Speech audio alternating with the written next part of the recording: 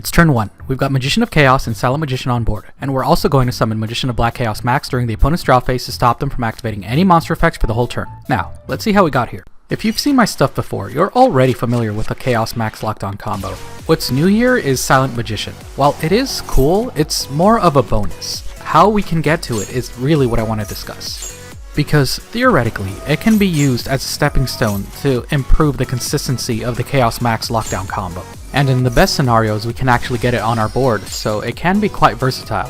But we'll get to that after the duel, so you have some reference. And for those of you not familiar with the Chaos Max lockdown combo, don't worry, we'll get to it eventually. I kinda botched it here on purpose because I wanted to focus the testing on Silent Magician instead for the sake of this video. Though if I wanted to do the full lockdown combo, Silent Magician actually would have helped in a different way, but we'll get to that later too.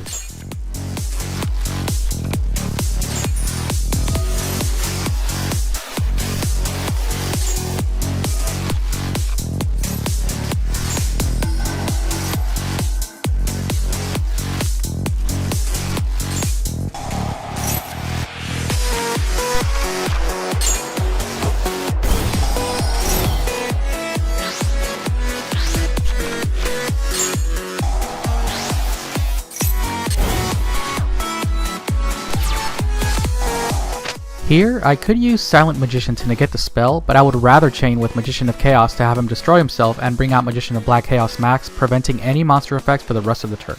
So even though we botched the combo, we still actually pulled it off.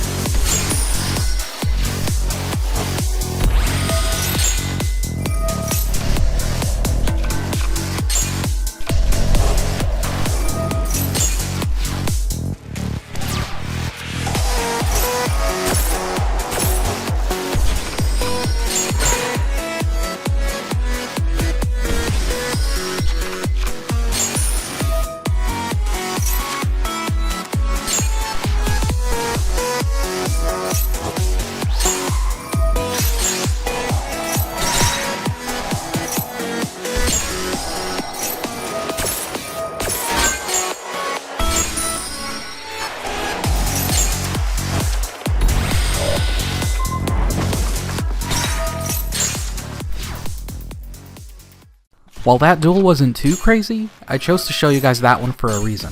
There. That's the first card I want to talk about. Chaos Space. I feel like this card has a lot of potential for this deck. It can search for any of our ritual monster combo pieces by discarding a light monster. At first, it may seem like we don't have any viable light monsters to discard since we'd normally want to summon them, but here's how I've been able to pull it off. Illusion of Chaos. He can trade himself in for Timaeus or either of the Palladium monsters if you play them, which you can then discard for Chaos Space's effect. And while I've personally been doing just fine so far with it, I do understand I might just be getting lucky and it's probably still not enough light monsters to discard. Though what might help is I've also been using it for the other way around, discarding a dart to search for Silent Magician. Those familiar with this deck know that we usually end the board with a spellcaster that isn't doing anything after the initial summon. Whether it's Rod or Maximus, you can tribute it to summon Silent Magician and get a spell negate every turn. Chaos Space also has a graveyard effect that we can utilize pretty well. We can return a banished monster back to the extra deck to get a free draw. This actually combos great with Nadir's Servant since Maximus banishes an extra deck monster upon summon. Before we get to the second card I want to talk about, I just want to show off a little bit more of Silent Magician.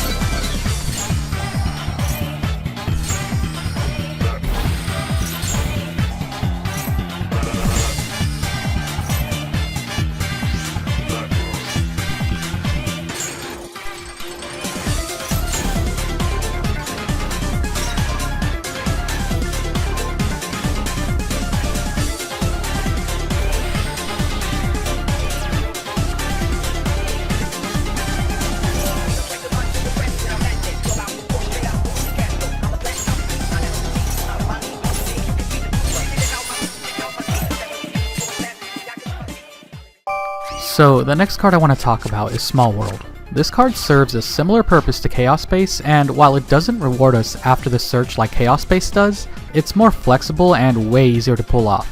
If this card is in our hand while we have Silent Magician in our deck, we can essentially trade any monster in our hand for any other spellcaster in our deck, which is already great, but it goes even further than that.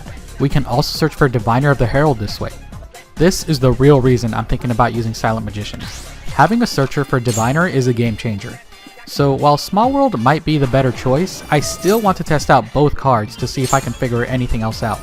Silent Magician might also not be the best option, since White Knight of Dogmatica could fill a similar role while also giving the Dear Servant another search option. But I personally still want to keep testing with Silent Magician for that spell negation it gives us.